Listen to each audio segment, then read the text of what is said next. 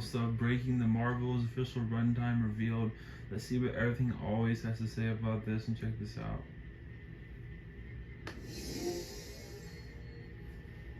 What's going on, guys? Welcome to Everything Always. My name's Michael Roman, aka All Fires. Now, just days ago, we talked about one of the only what seemed like a positive update in the face of a complete standstill in the Hollywood industry. The fact that Warner Brothers moved Dune until next year, freeing up IMAX theaters a week early, possibly making it so that the Marvels could move up and get released even earlier this year. And by all accounts, it looks as though Marvel Studios still plans on pressing forward, releasing the Marvels regardless of what's going on with the strikes. Now, in the meantime, and coming from multiple sources last night, we are now hearing that the Marvel's official runtime is in, making it the shortest MCU film ever. We also got a brand new official synopsis. So we're going to go ahead and talk about the runtime, what the two times offered are. They are very close to each other, what this means for the film being the shortest MCU film, and read through the new official synopsis. It's added some details to the plot that weren't previously included in the synopsis that came out before. We're breaking it all down for the Marvels, brand new official details revealed. But first, if you could grab the subscribe button,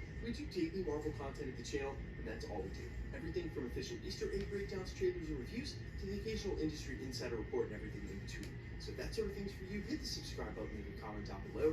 That will automatically enter you to win our ongoing PS5 giveaway. The next one's right around the corner. In fact, we've got 3 left this year alone. Again, all you gotta do is be a sub, leave a comment on this video if you want. Stick around at the end of the video. We get into all the giveaway stuff again there. Okay, so the first update actually came from Cryptic HD Quality. You can follow him over on Twitter at Cryptic4KQual. He's a great source of information, sometimes posting HD stills and even trailer clips before Marvel Studios post them themselves. And this is what he had to say about the runtime for the Marvels after teasing earlier this week that something was up with it. He said, quote, "Since we're posting approximates, I'll post mine. The Marvels is currently sitting at 1 hour and 38 minutes, with the credits starting at 1 hour and 33 minutes, essentially making this a 93-minute film, and if not the absolute shortest, one of the shortest MCU movies, and especially in a time and era where all of them are over 2 hours long, and in some cases, they're 2.5 hours long. Now, another industry insider, and can we get some toast, one who's been rather ubiquitous as of late, weighed in and actually corroborated this, then went on to say all killer, no filler for the Marvels, and that, again, is a good thing. I don't care how long the film is, I want a film to be good, and sometimes you don't need more than 90 minutes to tell a story. Now, if you're one of those people who seems disappointed that this film may be the shortest, don't worry about that. We've actually had another source come out and say the rumored runtime now is 1 hour and 47 minutes, and I think the important thing to remember is that a lot of people are saying that these runtimes aren't final. They're still picture locking the film. This is approximates, and it's going to be somewhere between the 130 and 140 mark, with post-credits included. Now again, I think a short runtime is fine, especially if this film is what can we get some toast calls, all killer, no filler. Filler's been a major problem with Marvel Studios, and even some of their longer films have tended to be an editing mess like Ant-Man and the Wasp: Quantumania, and tended to meander. The good sign here is though that all these updates coming out, especially with all the promo to coincide with it, even though studios like Warner Brothers are already preemptively moving Dune to next year to avoid the actors being absent from the actors strike, it looks by all sources indicated here that Marvel Studios is full go with releasing it this year. We're still waiting on an official announcement whether they're going to move it or move it up. But every day that goes by that they're not delaying the film is a day that we get closer to them actually putting it out.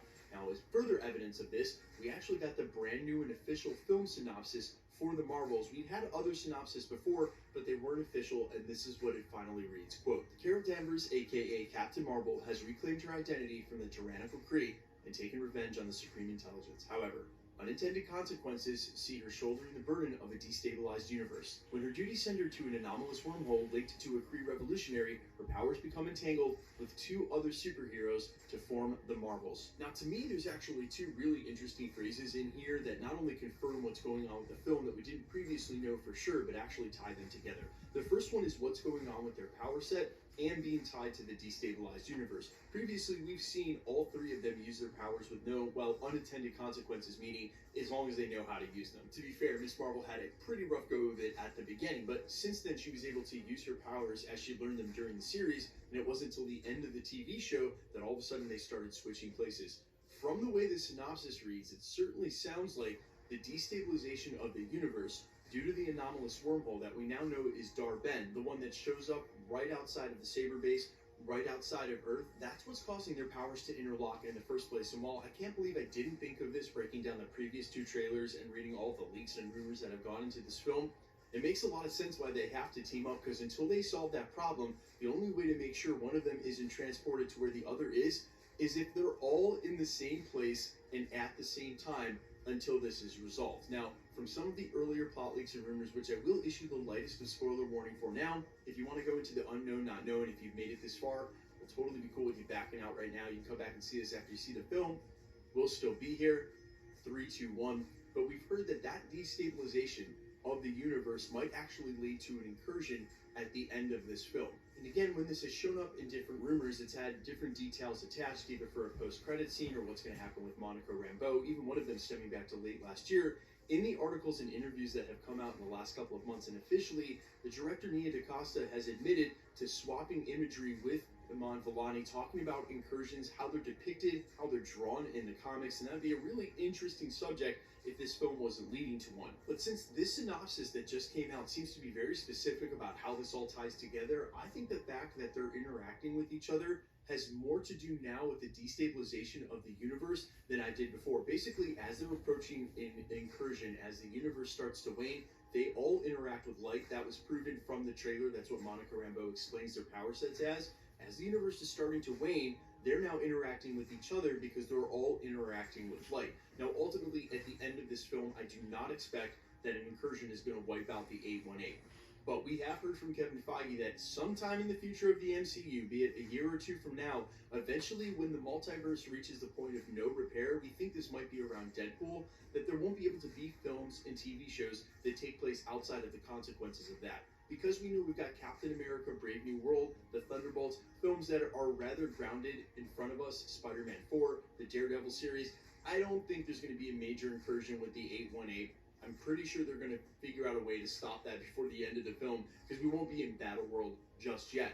However, I wouldn't be surprised if some of the consequences end up affecting a different part of the multiverse. Not our 818, but rather a different line somewhere else. And I say this all to come full circle and bring up my major point. I don't care how long a film is. Make it an hour and 20 minutes, make it 2 hours and 30 minutes. There has to be consequences. It has to be a good film.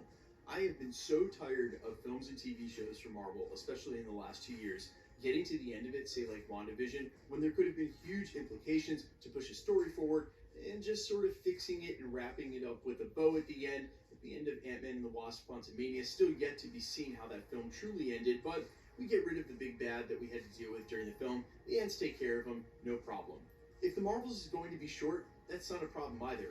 But I want there to be everlasting consequences. I want the story to mean something by the time we get to the end of it. So I'm not as concerned with how long the film is or even being the shortest movie in the MCU. Hey, one of them's got to be the shortest, and 1 hour and 47 minutes, if that report ends up becoming true, is not the shortest film in the world. But if there are no real consequences by the end of this film, if everything is wrapped up with a tight, neat bow, if they defeat Dar-Ben, shut the wormhole, and everybody's okay in the 818, all their powers go back to normal, no problem, then I just have to wonder, when in the world are we actually going to get to the meat of the story? And this meandering, I think, is really starting to cost the fandom in terms of how does this really all tie together. Here is another excellent opportunity where they are teasing things like destabilized universes. Now's the time to go ahead and get to it. You guys, let me know all your thoughts down below, how you feel about the runtime, how you feel about the synopsis, anything else to do with this film. I am all ears as always. Quickly, let's get into the giveaway stuff before I let you go. All right, we are still giving away PlayStation 5s at the channel. We've got at least 3 more to go before the end of the year with the Marvels, Echo, and Loki. If there's another thing released, who knows, perhaps more. If you want to be entered to win, or for any of the other giveaways at the channel, all the same rules will always apply. Hit the subscribe button because you need to be a subscriber, then leave a comment down below. Because it's truly random, the more videos you comment on, the better chance you have of winning.